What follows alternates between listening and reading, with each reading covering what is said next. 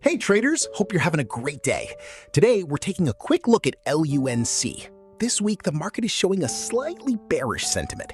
LUNC is currently trading around the 0.000063 to 0.000065 range. The key question now is, will buyers step in for a recovery, or will the bearish pressure continue? Let's dive into the charts and analyze the potential scenarios. As always, this is for educational purposes only. Please do your own research. And let's get started.